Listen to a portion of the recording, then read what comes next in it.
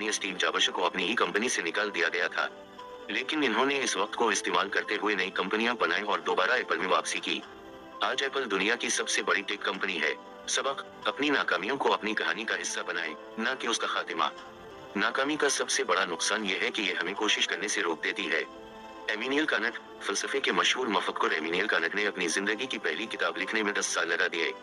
उनकी पहली कोशिशों को ज्यादा पजीराई नहीं मिली, लेकिन इन्होंने हार नहीं मानी और अपनी तहरीरों के जरिए फलसफे की दुनिया में इनकलाब बर्पा किया।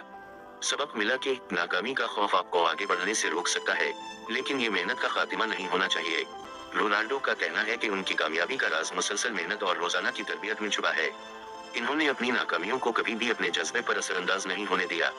सबक: अगर आप रोजाना थोड़ी सी मेहनत करें, तो एक दिन आप अपने ख्वाब पूरे कर सकते हैं। हमने ये सीखा कि नाकामी का सामना हर किसी को होता है, लेकिन कामयाबी इन लोगों का मुकद्दर बनती है जो अपनी नाकामियों को मौके में बदलते हैं।